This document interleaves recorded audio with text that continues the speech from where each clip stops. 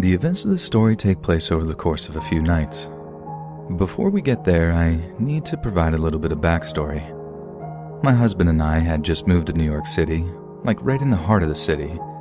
The apartment was breathtaking. I kept thinking that it was a loft apartment you would see in a movie or a television show.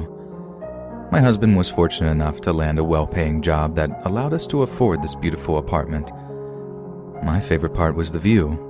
At night, you could see all the lights from the city out of the windows. It didn't take long for my husband to make some friends at work. He's a very social person, and being in sales for a decade makes it easy for him to strike up a conversation with anyone. Almost a year into living in the city, we had our weekend crew that we would hang out with routinely. We would have dinner, play games, or just have some drinks with Becky and Jim, as well as another couple, Jason and Liz. But my husband's best friend from the city was a man named Eric. Eric did not have a significant other, but never came alone. He always had a friend that he would bring. He would always joke with me and my husband, "Don't worry, guys.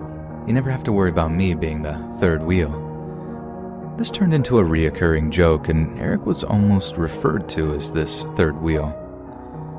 One night after one of our little get-togethers, my husband and I were getting ready for bed. We talked for a while, but I'm pretty sure I fell asleep mid-sentence. I woke up at some point in the middle of the night. I didn't look at the time, but it was still dark, so before 5 a.m. if I had to guess. I heard a noise, and I know that it's what woke me up. I just laid in bed, feeling a bit uneasy, and looked up in the dark room. I thought I could see a figure of some kind in the corner of the room. The more I tried to focus, the more and harder it was to see. I felt as if though I could almost hear something like breathing or wheezing.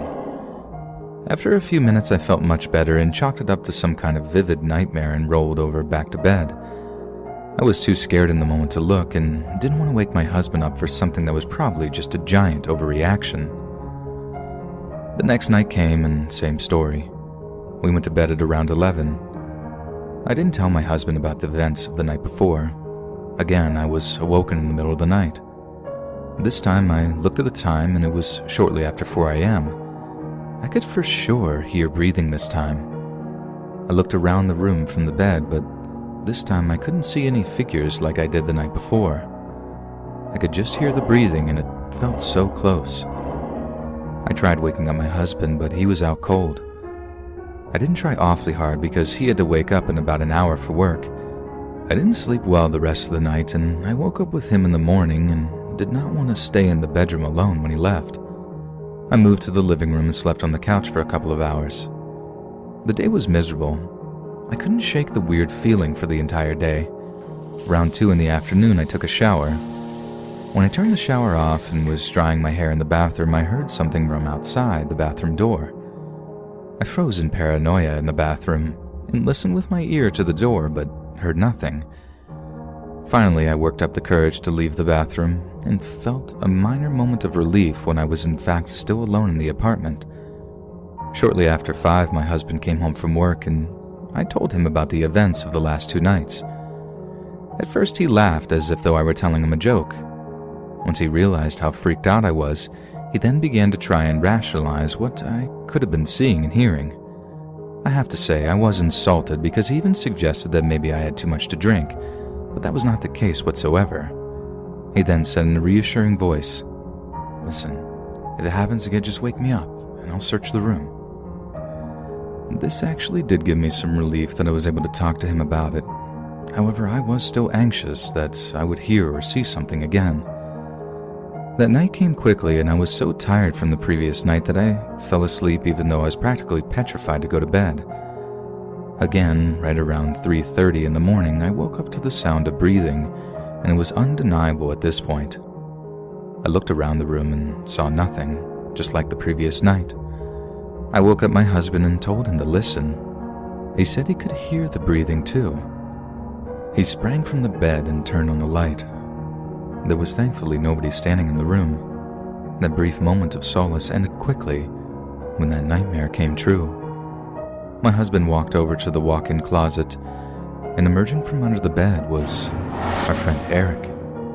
He sprinted towards my husband, who was now in the closet, and tackled him. I screamed in panic, absolutely freaking out. I jumped from the bed and tried to make a run for the door. My plan was to just yell in the hallway until someone hopefully heard me. I didn't even make it to the door before Eric had caught me. I screamed as loud as I could, and thankfully in that quick moment my husband sprang out and tackled Eric in return. I ran to the cell phone and called the police. My husband is a fairly large man and was able to get Eric to the ground and keep him there and subdue him until the cops showed up. To the police's credit, they showed up incredibly fast. My husband only had minor scrapes and bruises, but had a pretty big knot on his head. When the cops were arresting Eric, we could hear him saying, "I didn't want to be the third wheel anymore. I didn't want to be the third wheel anymore." What's even more disturbing is that he told the police he was inside of our apartment for a couple of days. He had somehow stolen my husband's key and made a copy of it. He was apparently breaking into the apartment for weeks, but had been staying during the night for the last few days. I'm not sure why he didn't try anything while we were sleeping or any of the times myself or my husband were alone in the apartment. It still freaks me out thinking that this man was inches from where I slept. We're now back in my hometown and not living in the city anymore. The terror you feel being trapped that high up in the sky with nowhere to run has made me extremely claustrophobic. You never know what people are capable of, even people you consider close friends. The police did inform us that Eric stated he didn't intend to hurt either one of us that night, but the look in his eyes told us a completely different story.